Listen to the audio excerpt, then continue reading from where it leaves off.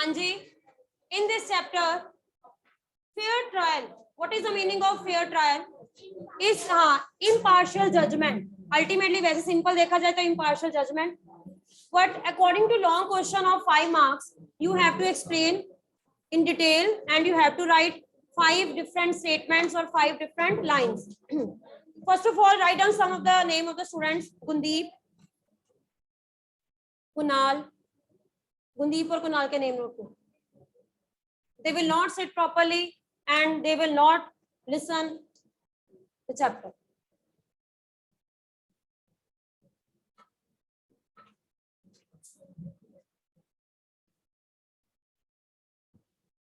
इसको fair trial को समझने से पहले हम शांति का केस द्वारा से जो है उसको समझते हैं. अगर मैं आपको ये बताऊं कि शांति के केस में फेयर ट्रायल अगर ना होता का मतलब शायद जज जो है वो चार्जशीट की कॉपी शांति को ना देते. इसका मतलब क्या है कि चार्जशीट की कॉपी जो है वो शांति को देना इसलिए जरूरी है ताकि जिसको अरेस्ट किया है उसके रिलेटिव्स को ये पता हो कि केस की प्रोसीडिंग्स क्या है और केस जो है वो कैसे चल रहा है.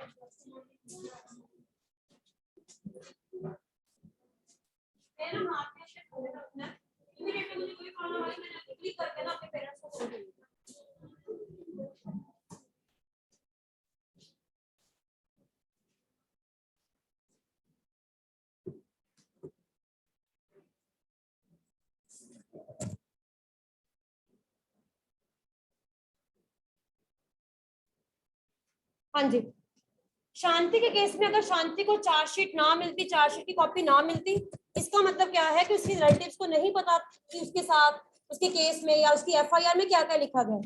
चार्जशीट की कॉपी देना मतलब उसके रिलेटिव्स को सारी इंफॉर्मेशन देना जिसके बेसिस के ऊपर वो अपने डिफेंस लॉयर को ये बता सके कि क्या उनके ऊपर चार्ज लगाया गया है और इस चार्ज के कारण उसको क्या क्या पनिशमेंट मिल सकती है. तभी तो डिफेंस लॉयर उसके लिए जो है वो प्रॉपर कोर्ट केस या जो भी है तैयार करेंगे, है ना, जो भी उनका डिबेट एंड डिस्कशन लिखा होगा proper. Next is what if we held the trial in a secret location. Secret location का मतलब वो है कि अगर फेयर ट्रायल नहीं हो रहा है इसका मतलब है लोकेशन ऐसी हो जिसमें पता ही ना हो कि जज कहाँ है, शांति को कहाँ पे लेकर जा रहे हैं और उसके रिलेटिव्स जो डिफेंस लॉयर है क्या हो रहा है.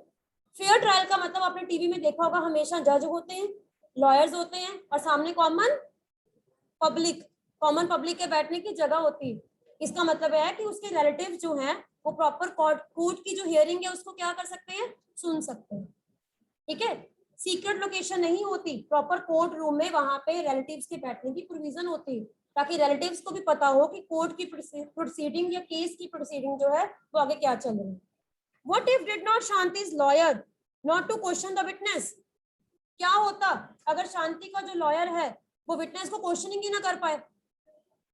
सपोज अगर क्वेश्चनिंग, अगर क्या पता क्वेश्चन ही ना कर पाए तो डिफेंस लॉयर कैसे उसको प्रोटेक्ट करेगा, है ना, क्वेश्चनिंग अगर ना अलाउ की जाए. आर्टिकल 21 कॉन्स्टिट्यूशन का क्या कहता है, दैट पर्सन्स लाइफ और liberty can be taken by following reasonable and legal procedure. Article 21 ये कहता है कि किसी भी पर्सन की लाइफ और लिबर्टी यानी किसी भी पर्सन को अरेस्ट करने का राइट तभी है जब उसके अगेंस्ट कोई भी लीगल डॉक्यूमेंट होगा या उसने कोई लॉ ब्रेक किया. पुलिस आपको तभी अरेस्ट करेगी अगर आपने कोई लॉ ब्रेक किया है और या पुलिस के पास क्या होगा, प्रॉपर वारंट होगा, एविडेंस होंगे, प्रूफ होंगे, only then you can be arrested. मैंने आपको सारी डीके वासु गाइडलाइंस बताई है कि अरेस्ट करने के टाइम पे, अरेस्ट करने के बाद आपको क्या क्या राइट्स हैं, आपको उन राइट्स के बारे में नॉलेज होनी चाहिए. और जिसको अगर नॉलेज नहीं होगी तो ऑटोमेटिकली क्या होगा कि वो पर्सन ना तो वो डिफेंस लॉयर कर पाएगा और हो सकता है कि शायद उस पर्सन ने वो क्राइम नहीं भी किया, शायद उसको उस चीज की सजा मिल जाए। लेकिन फेयर ट्रायल का मतलब क्या होता है? फेयर ट्रायल का मतलब होता है इम्पार्शियल जजमेंट। ठीक है, अभी फेयर ट्रायल के लिए सबसे पहले इजी लैंग्वेज में आप बताओगे, फेयर ट्रायल का मतलब होता है impartial judgment according to article 21। इसको एक्सप्लेन करोगे आप। फेयर ट्रायल का मतलब क्या है? Impartial judgment. एक केस को फेयर होने के लिए क्या क्या चाहिए होता है? केस फेयर तभी हो सकता है जब आर्टिकल 21 को फॉलो किया जाए। नंबर 1, आर्टिकल 21 क्या कहता है? Article 21 right to life. Article 21 आपको क्या देता है? Right to life. अगर मैं आपको ये बोलूं राइट टू लाइफ, कौन सा आर्टिकल है? आर्टिकल 19, 20, 21 या 22? 21। आर्टिकल 21, सबसे पहले ये वर्ड याद रखो, आर्टिकल 21 आपको देता है right to life. Is right to life means person's life और लिबर्टी। पर्सन्स लाइफ और लिबर्टी। लिबर्टी का मतलब है freedom. Can be taken only by following legal procedure. Can be taken away only by following legal procedure. इसका मतलब क्या है कि जैसे आर्यन खान को अगर अरेस्ट किया ना, इसका मतलब उसका राइट टू लाइफ अफेक्ट हुआ, लेकिन पुलिस के पास प्रॉपर क्या होगा? वारंट होंगे, कुछ एविडेंसेस होंगे, तभी तो उसके अगेंस्ट एक्शन लिया। और उसको कितनी देर के लिए जेल में रखा? 26 या 27 डेज। उन 26 एंड 27 डेज में उसकी राइट टू लाइफ जो है वो अफेक्ट हुई, लेकिन उसको फॉलो किया गया by following proper legal procedure. इसका मतलब क्या है कि आपका राइट टू लाइफ है, राइट आर्टिकल 21। अगर आपका 21 कोई वायलेट करता है तो पुलिस के पास क्या होना चाहिए? प्रॉपर क्या होना चाहिए? प्रूफ या वारंट। ठीक है, देन और क्या होना चाहिए फेयर ट्रायल में? जजेस कैन डिसाइड द मैटर। जजेस जो है, जजेस भी फेयर हो, ऐसा ना कि जज ही जो है वो फेयर ना हो।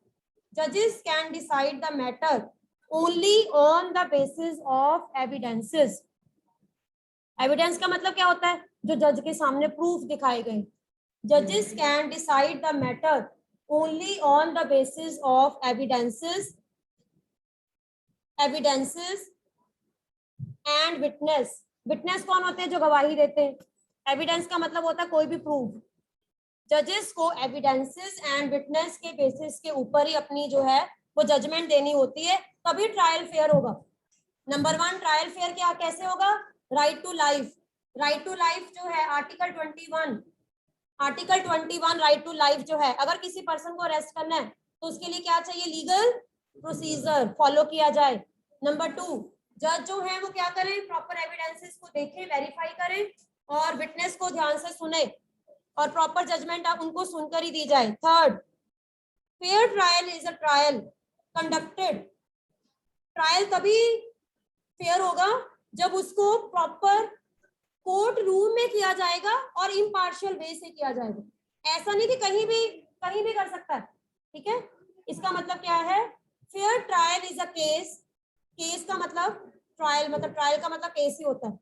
Fair trial is a case conducted by judge in a courtroom in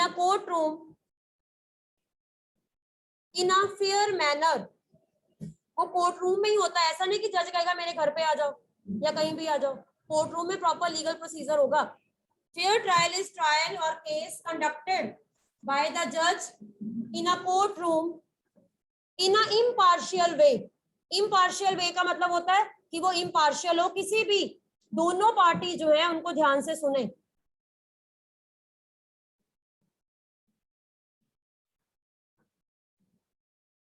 अच्छा, एक और चीज बताओ, क्या ये ट्रायल फेयर होगा कि जिस पर्सन को सजा दी जानी है वो जेल में है और वो पर्सन जज जो है वो पर्सन केस की हियरिंग सुन रहा है और विटनेसेस वगैरह हैं, लेकिन पर्सन को जिसको जिसको सजा होनी है वो जेल में है? क्या ये इम्पार्शियल होगा? हाँ, इम्पार्शियल थोड़ी होगा, ये तो पार्शियल हुआ। जिसको बेचारे को सजा मिलनी है या जिसने क्राइम किया या नहीं किया वो जेल में है, और जज जो है वो डिफेंस लॉयर और पब्लिक प्रोसिक्यूटर आपस में लड़ रहे हैं। जो पर्सन क्रिमिनल है वो कहाँ पे है? वो है या नहीं है वो तो बाद में डिसाइड होगा ना। इसका मतलब क्या है, एक्यूज। एक्यूज का मतलब है जिसको पकड़ा गया है, that should be present in the court room. हाँ तो हाँ वही तो कह रही हूँ ना, that should be in the court room में होना चाहिए तभी। हाँ वो तब तक जब तक उसका केस जो है वो पेंडिंग, जब उसका केस खत्म हो जाएगा तो ऑटोमेटिक तब उसको रिलीज किया जाएगा, क्योंकि शक के बेसिस के ऊपर अरेस्ट किया गया है। ठीक है, वो क्राइम क्रिमिनल हो भी सकता है, नहीं भी हो सकता। सपोज अगर जज ये कहे कि हाँ जी तो क्रिमिनल नहीं है, इसको छोड़ दो, क्या पता सच में उसने किया हो, ये मतलब है। तो फेयर ट्रायल का के लिए एक और कंडीशन क्या होती है, trial should be held in the presence of accused. Accuse कौन, जिसको पकड़ा गया है, जैसे Shanti. Trial should be held in the presence of accused person। जैसे शांति, फॉर एग्जाम्पल शांति को कैसे जो है वो कोर्ट में लेकर आते थे। ठीक है, trial should be held in the presence of accused person। हाँ लिख सकते हैं। इससे क्या होगा, it will help innocent people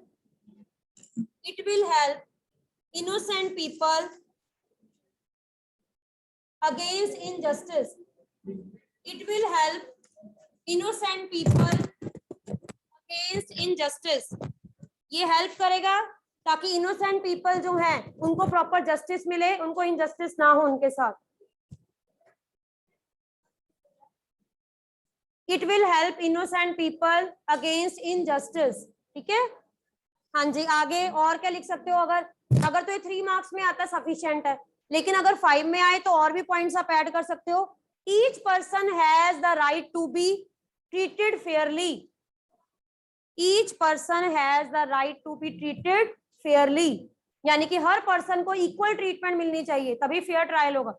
each person has the right to be treated fairly, हर एक को इक्वल जो है वो प्रॉपर राइट होना चाहिए अपने आप को सही या गलत प्रूव करने का, जो भी है। अच्छा सपोज अगर ये 1 मार्क में आता है तो आप इतने पॉइंट थोड़ी लिखोगे। हाँ अगर 1 मार्क में आता ना तो क्या क्या होना चाहिए आपने ये बताना है। What is the meaning of fair trial, a trial conducted by an impartial जज। इसको फिर ऐसे कर दो, अ ट्रायल 1 मार्क के अकॉर्डिंग ऐसा कर सकते हो, a trial which is conducted by an impartial. Impartial का मतलब होता है जो किसी की साइड ना ले। A trial which is conducted by an impartial judge where both the parties कैसी, for example Shanti versus Mr. Shinde, where both the parties have equal chance to defend themselves, where both the parties have equal chance to defend themselves। क्या होती है fair trial, fair trial का मतलब है trial conducted by an impartial जज where both the parties have equal chance to defend themselves, जहां पे दोनों पार्टीज अपने आप को सही या गलत प्रूव करने के लिए जज के सामने अपने पॉइंट्स प्रूव करती हैं with the help of lawyers, with the help of defence lawyer और with the help of public prosecutor. ठीक है, तो ये है सारा फेयर ट्रायल। हाँ जी, अब आपको लिसन, अब आपको इस बुक के अकॉर्डिंग मैं कुछ लाइंस बोलूंगी, आपको अपने आप पता लग जाना चाहिए कि ये फेयर ट्रायल है या नहीं। Listen, Shanti was given a copy of the chargesheet, is it fair trial? ठीक है, तो ये जो भी एग्जांपल है आपको पता लग जाएंगे कि ये फेयर ट्रायल है या नहीं। All the evidences against her were presented in the court. Fair है, हाँ जो मिला, जो एनवेलप मिला उसके बेसिस के ऊपर कोर्ट में दिखाया गया जज के सामने कि ये एनवेलप मिला है, फेयर ही है। एक तरफ से मिस्टर शिंदे तो शक करेंगे ना उस पे। Then the trial was held in the open court in front of public, fair हुआ था, पब्लिक के सामने ही हुआ था, फेयर है। ट्रायल जो है वो कोर्ट में होगा पब्लिक के सामने। सुप्रीम कोर्ट, हाई कोर्ट में अलग अलग रूम्स होते हैं, वहां पे पब्लिक के सामने कोर्ट जो है प्रेजेंट होता है proper. Okay, her brother Sushil was given permission to attend the court. ये fair है? Yes, it is fair. So the trial was held in the presence of accused person. Yes, शांति ने attend किया था. Okay, Shanti was defended by a lawyer. Yes, उसको proper time दिया government ने और वकील दिया, लॉयर दिया. अगर उसके पास मनी नहीं है तो उसके लिए अपॉइंट किया गया. क्या नाम था उसका? Mrs Kamla. Shanti's lawyer advocate. Okay, Shanti's lawyer advocate जो थी, शांति की जो एडवोकेट थी कमला Roy, she was given opportunity to cross examine all the evidences and witness. Yes, इसका मतलब क्या है? Cross examine. क्या शांति के डिफेंस लॉयर को ये अपॉर्चुनिटी दी गई कि वो सबको क्रॉस एग्जामिन कर सके? Yes, and it was fair trial. Yes, cross examine का मतलब होता है क्वेश्चनिंग पूछना. आप टीवी में नहीं देखते? पहले क्या होता है, वो अपना विटनेस लेकर आता है, पहले वो क्वेश्चन पूछता है, फिर वो कहता है कि जज को कहता है कि अब मैं इनको परमिशन दे रहा हूँ कि दे के ना आस्था क्वेश्चन, फिर वो क्वेश्चन पूछते हैं. क्रॉस एग्जामिन का मतलब एक ही पर्सन से प्रोसिक्यूशन भी क्वेश्चन पूछेगा और डिफेंस लॉयर भी. ठीक है, okay. Advocate Roy was given an opportunity to present witness in Shanti's defense. कौन से इंस्पेक्टर को लेकर आए थे वो, जिन्होंने ये विटनेस दिया था कि शांति की लोकेलिटी में जो कुछ उसके फ्रेंड के उसके सन के जो फ्रेंड्स हैं वो गैंग में इन्वॉल्व हैं? कौन थे? इंस्पेक्टर शर्मा. उनको प्रेजेंट करने का राइट दिया. तो ये सारी बातें क्या शो करती हैं? Trial was fair. वो अलग बात है कि स्टार्टिंग में गलती किसकी थी? सब इंस्पेक्टर की. जज की कोई गलती नहीं थी. डिफेंस लॉयर ने अपना रोल प्ले किया, जज ने अपना रोल प्ले किया और प्रोसिक्यूशन ने अपना रोल प्ले किया, पुलिस ने अपना रोल प्ले किया. हाँ जी, इंस्पेक्टर क्या? इंस्पेक्टर थोड़ी बना, इंस्पेक्टर की पोस्ट तो अलग है. पब्लिक प्रोसिक्यूटर मैंने करवाया तो है पूरा क्वेश्चन. पुलिस ने तो जो उनको मिला वो शो करना है. पब्लिक प्रोसिक्यूटर अलग है, पुलिस अलग है. अच्छा, इस केस में आप कितने पर्सन इन्वॉल्व हैं? शांति के केस में कितने पर्सन इन्वॉल्व है? नंबर वन शांति, नंबर 2 फैमिली, शिंदे जो है उनकी फैमिली, नंबर 3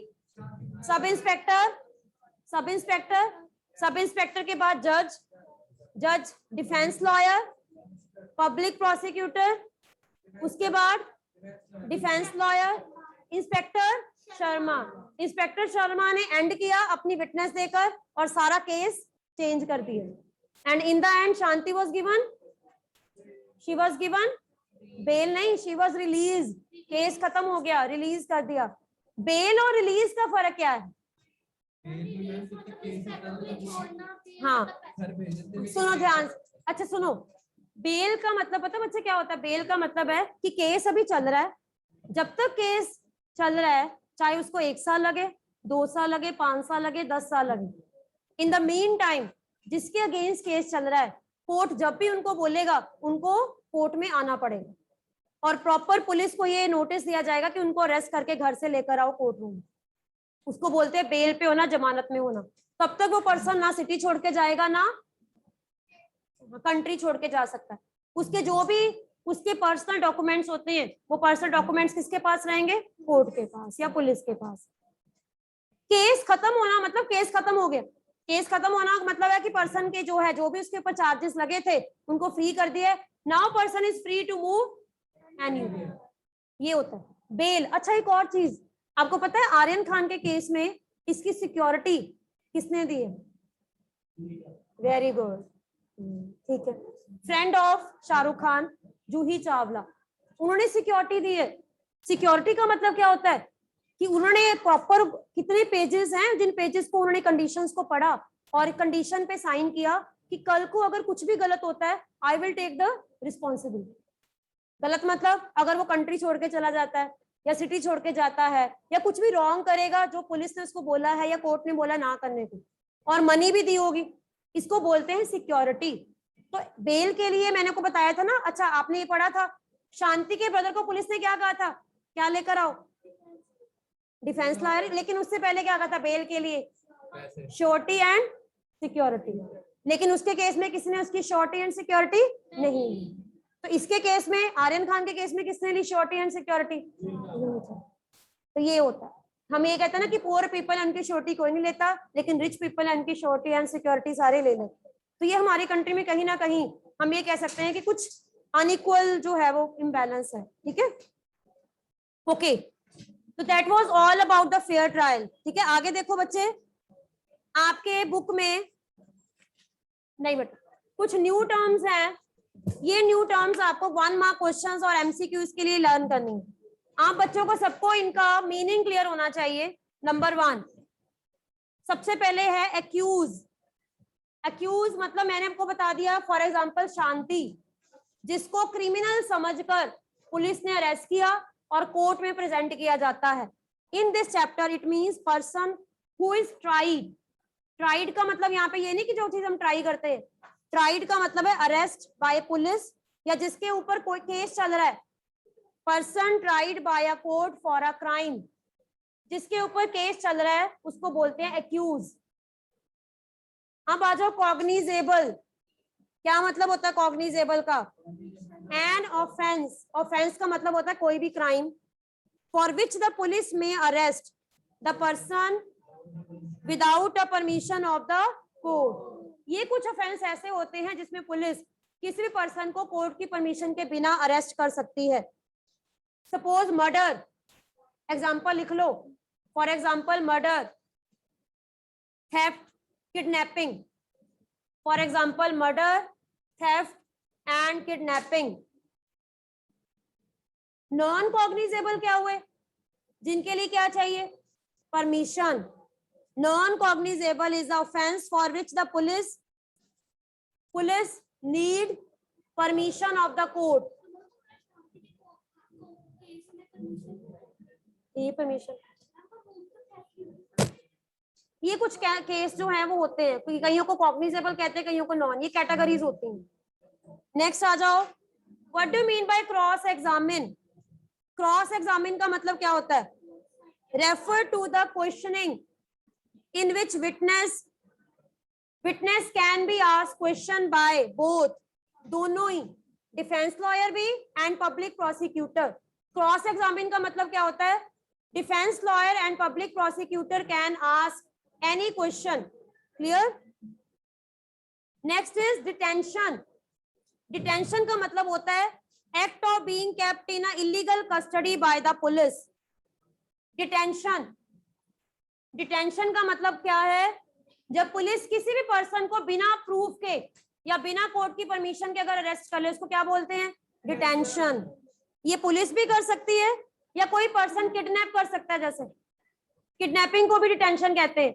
अगर कोई पर्सन किसी को किडनैप कर लेता है और किसी ऐसी जगह पे रख लेता है, ठीक है, तो उसको बोलते हैं डिटेंशन, जिसको इलीगल वे में वहां पे रखा गया है। Act of being kept in illegal custody, ये पुलिस भी कर सकती है और कोई पर्सन भी कर सकता है, detention. Next is impartial. Act of being fair, जब हम किसी की भी साइड नहीं लेते, हम क्या हैं? इम्पार्शियल। अगर मैं किसी की साइड ले रही हूं तो it means I am partial. तो इम्पार्शियल का मतलब क्या होता है? एक्ट ऑफ बीइंग फेयर, अपने आप को फेयर प्रूव करना। Next is offence. ऑफेंस क्या होता है? Any act that the law defines as a crime, कोई भी एक्ट जिसको लॉ डिफाइन करता है कि क्राइम है, इसको क्या बोलते हैं? Offence. To be charge of a crime, हाँ जी Prabal, what is the meaning of to be charge of a crime? मतलब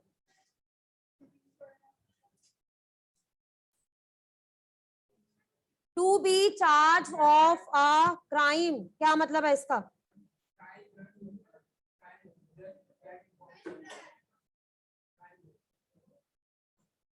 हाँ जी, इसका इजी वे में मीनिंग क्या होगा?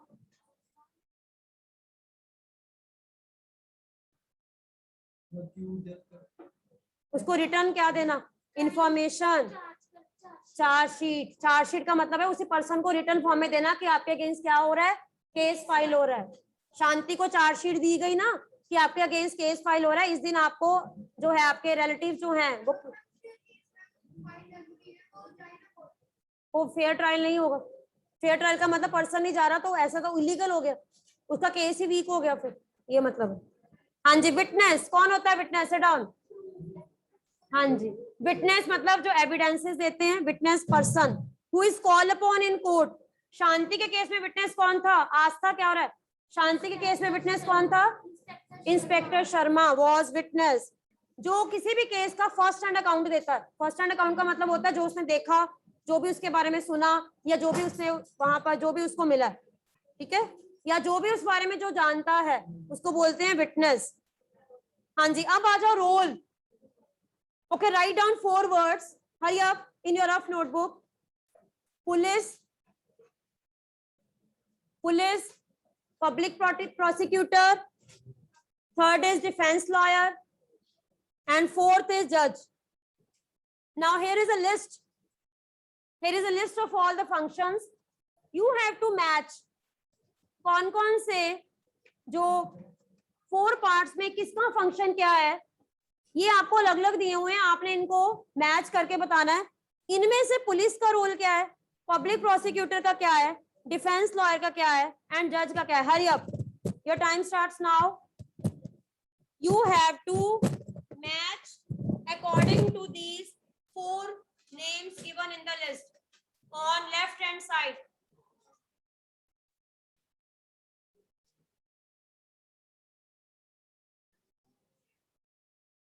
It's up to you.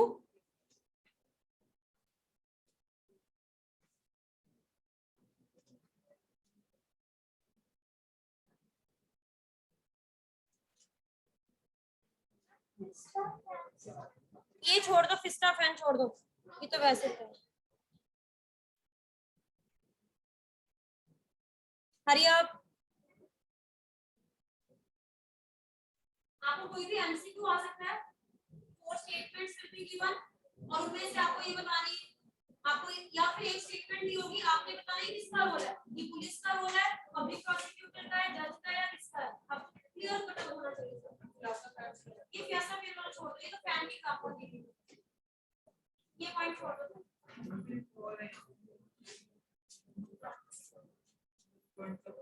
ये फैन वाला छोड़ दो पॉइंट को,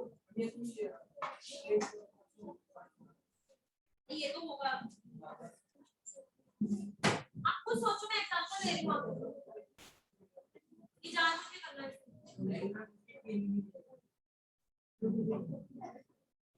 कई बच्चों को ना क्लास बहुत पीसफुल बैठते हैं ना, उनको प्रॉब्लम हो जाती है कि मैं कुछ ऐसा एक मिनट।